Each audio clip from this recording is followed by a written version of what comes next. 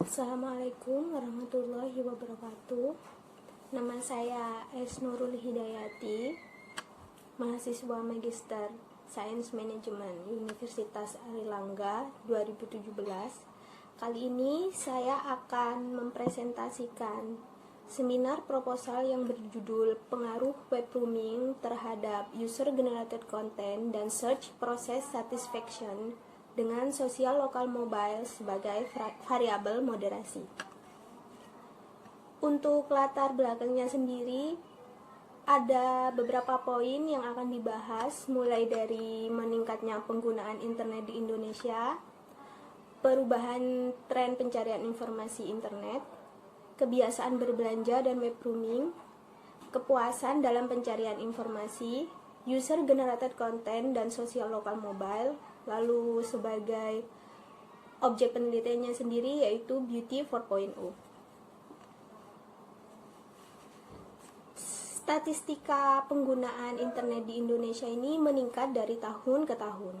Hingga pada tahun 2020 ini, penelitian yang dilakukan oleh We Are Social dan Hootsuite mengatakan bahwa dari 270 juta penduduk Indonesia itu terdapat 64% yang menggunakan internet, atau sebanyak 175 penduduk Indonesia yang menggunakan internet, dan sebanyak 59% yang menggunakan sosial media, atau sebanyak 160 juta penduduk Indonesia yang menggunakan sosial media. Peningkatan penggunaan internet dan sosial media ini akhirnya mempengaruhi perekonomian digital Indonesia yang mengalami kenaikan 40% dari tahun ke tahun. Dan menurut Kominfo sendiri, pada tahun 2019, pendapatan ekonomi digital Indonesia itu diproyeksikan mencapai 40 miliar dolar. Selain itu, selain berimbas kepada ekonomi digital Indonesia, pengaruh kenaikan penggunaan internet dan sosial media ini juga mempengaruhi perilaku konsumen yang tadinya jika mencari informasi itu secara konvensional atau mencari di televisi, koran, radio, majalah, dan lain sebagainya, sekarang konsumen itu jika mencari informasi melalui internet atau secara online, melalui sosial media, Google atau search engine, YouTube, review dari akun-akun atau konten sosial media yang lainnya. Wajar saja konsumen beralih dari pencari informasi konvensional menjadi digital. Kenapa? Karena pencarian informasi di internet atau online itu lebih mudah, lebih efisien, dan lebih update. Dan alur informasinya pun dua arah. Sedangkan pencarian informasi konvensional itu, alur informasinya itu satu arah dan pencariannya itu lebih lama.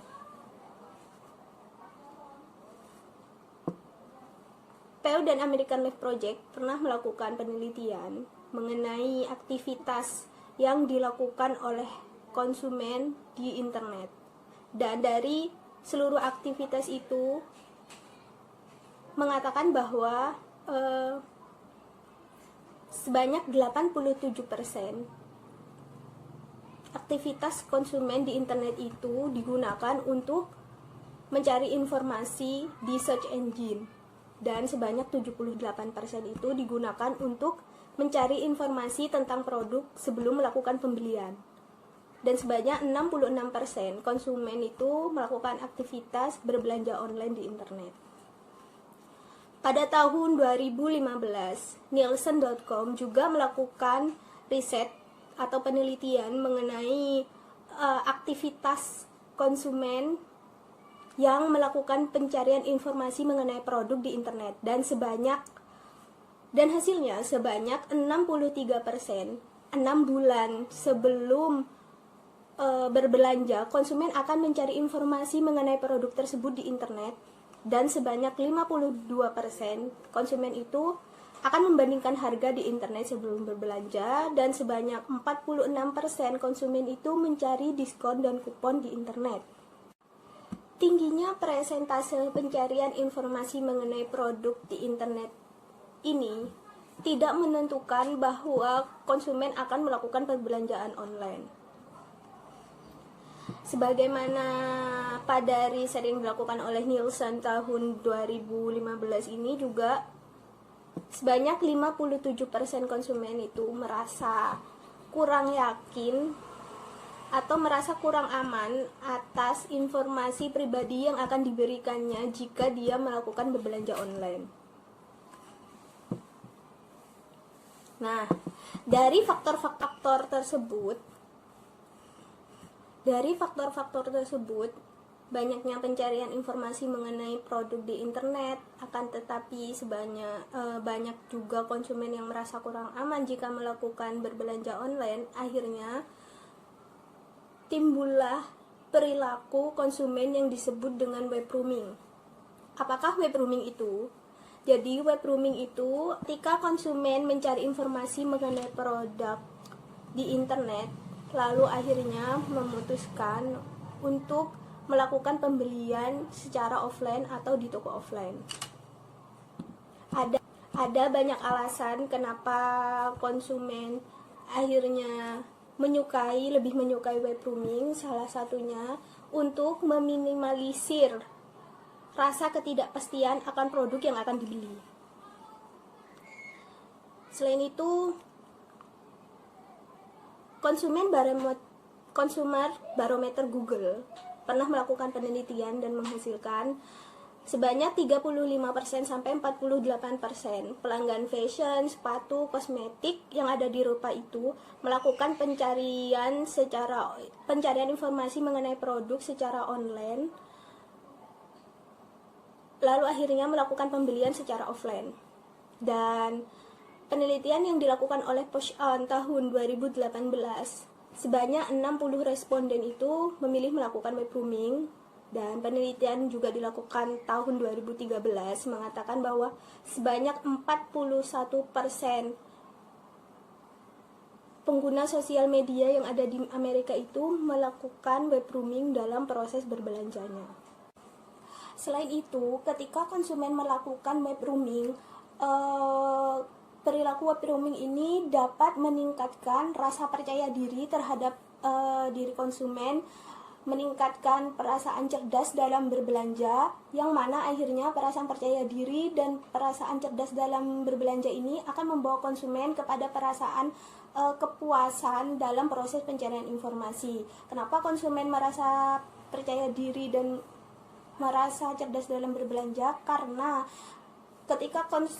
sebelumnya konsumen mencari sebanyak-banyaknya informasi mengenai produk tersebut dan dapat meminimalisir resiko yang akan dihadapi. Karena ketika konsumen mendapatkan informasi yang banyak mengenai produk tersebut, konsumen akhirnya tidak merasa buta akan produk yang akan dibeli. Hal itulah yang dapat membuat konsumen merasa percaya diri dan merasa cerdas dalam berbelanja. Selain itu, ketika konsumen melakukan web rooming atau konsumen yang terbiasa melakukan web rooming itu akan meningkatkan keinginan konsumen untuk membuat konten di sosial media atau bisa disebut user generated content. Jadi alurnya seperti ini. Pada awalnya konsumen ini melakukan pencarian informasi di internet sebanyak-banyaknya, melihat review, melihat ulasan tentang produk, mencari informasi tentang spesifikasi produk. Setelah mendapatkan informasi sebanyak-banyaknya, lalu konsumen akhirnya memutuskan akan membeli produk tersebut di suatu toko offline. Setelah melakukan perbelanjaan atau pembelian produk, konsumen akan membuat konten mengenai produk yang dibeli dan diposting di sosial media mereka. Keinginan untuk atau keinginan dan perilaku membuat konten di sosial media mereka ini dipengaruhi oleh tindakan sebelumnya, yaitu ketika konsumen mencari informasi di internet, konsumen akan terpapar oleh konten-konten media sosial media yang dilakukan oleh konsumen lain. Dan pengalaman dan kebiasaan konsumen sebelumnya ketika melihat konten sosial media orang lain mengenai produk, hal ini akan membawa konsumen untuk membuat konten juga tentang produk yang dia beli. Lalu selain itu, ketika konsumen itu melakukan web rooming, kemungkinan ada beberapa konsumen juga akan menggunakan platform sosial lokal mobile, seperti ketika konsumen itu mencari tentang toko mana yang cocok untuk didatangi, atau mencari informasi toko terdekat yang dapat dikunjungi untuk melakukan pembelian. Lalu apakah sosial lokal mobile ini? Sosial lokal mobile adalah pertemuannya antara sosial media pribadi konsumen dengan lokasi fisik di berbagai macam platform. Seperti contohnya adalah akun sosial media yang ada di PowerPoint ini. Ini adalah salah satu akun sosial media local guide yang dimiliki oleh customer yang berada di Google Map, di mana customer ini memberikan informasi mengenai suatu lokasi dan diposting di akun local guide-nya. Atau seperti contohnya platform sosial lokal mobile yang ada di Instagram ini. Jadi ini adalah salah satu platform sosial lokal mobile yang ada di Instagram, di mana berisi tentang postingan atau konten-konten yang dibuat oleh user yang lain, atau yang dibuat oleh customer dan mempostingnya di Instagram. Konsumen yang menggunakan platform sosial lokal mobile cenderung lebih sering membuat konten sosial media. Beberapa konsumen mengatakan bahwa keberadaan platform sosial lokal mobile ini sangat membantu mereka dalam membuat konten di sosial media. Nah, untuk objek penelitian ini sendiri akan berfokus kepada Beauty 4.0 atau industri kecantikan 4.0. Mengikuti perkembangan industri 4.0, ada juga istilah beauty 4.0, di mana jika dahulu kecantikan adalah hal personal, akan tetapi sekarang bergeser menjadi social beauty. Dan karena ini, maka banyak muncul akun-akun sosial media yang mendedikasikan akunnya untuk memberikan informasi-informasi mengenai kecantikan, baik itu akun pribadi atau akun non-pribadi, seperti contoh yang ada di slide ini.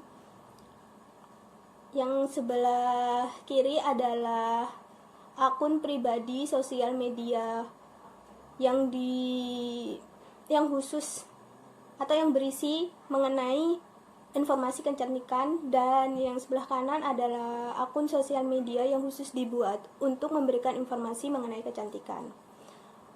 Dan di YouTube sendiri ada banyak channel-channel YouTube yang berisi tentang informasi-informasi kecantikan dan produk kecantikan yang memiliki subscriber dan reviewer mulai dari ratusan ribu sampai ratusan juta. Hal ini menunjukkan bahwa industri kecantikan di Indonesia ini sangat diminati dan banyak disukai oleh masyarakat di Indonesia.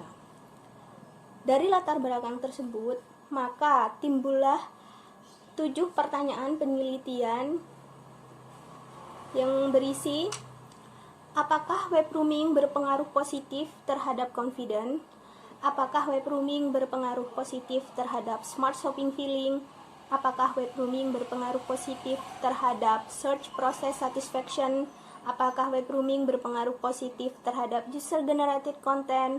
Apakah confident berpengaruh positif terhadap search process satisfaction? Apakah smart shopping feeling berpengaruh positif terhadap search process satisfaction? Apakah sosial lokal mobile memoderasi hubungan web grooming dengan user generated content?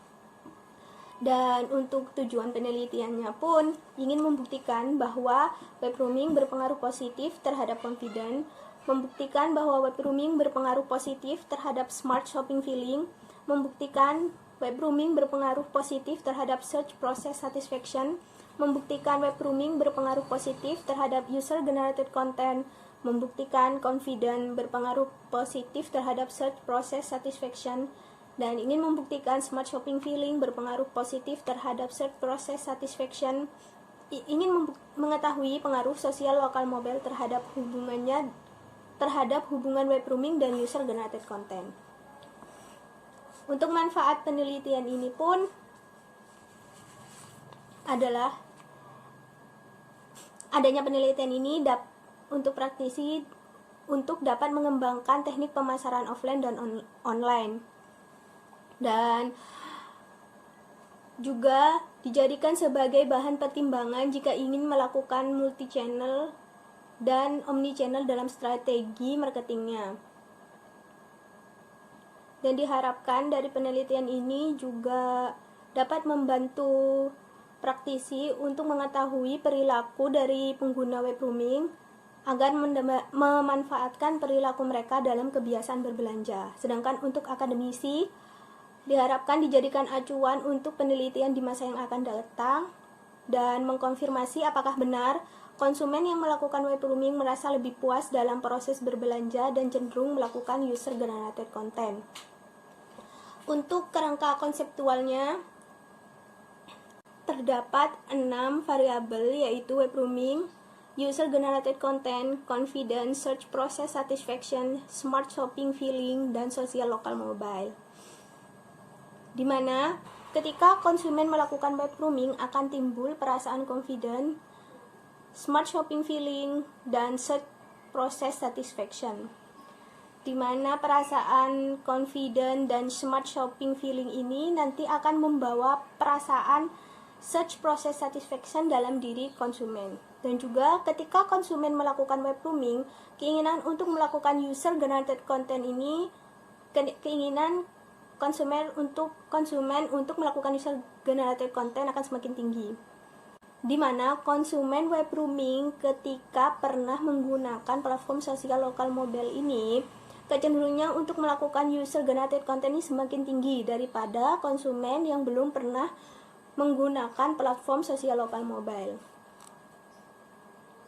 Untuk metode penelitiannya, jenis penelitian ini adalah kuantitatif. Jenis datanya adalah data kuantitatif yang diperoleh dari hasil kuesioner. Sumber datanya ada 2, yaitu primer dan sekunder, di mana yang primer itu diperoleh dari kuesioner, sedangkan yang sekunder itu diperoleh dari literasi, data statistik, dan informasi website. Untuk populasinya sendiri adalah seluruh pengguna sosial media yang pernah melakukan web grooming. Sedangkan untuk sampelnya, jenis sampelnya adalah purposive sampling, yaitu sampel yang khusus dipilih untuk memenuhi kriteria dari penelitian ini, di mana berisi seluruh populasi yang berusia kurang lebih dan sama dengan 17 tahun sampai 45 tahun yang pernah membeli produk kecantikan menggunakan web grooming. Dan teknik analisa data yang digunakan adalah SEM atau Structural Equation Model. Baiklah, terima kasih atas perhatian Ibu dan Bapak. Semoga dapat dipahami dan penjelasan ini bermanfaat. Assalamualaikum warahmatullahi wabarakatuh.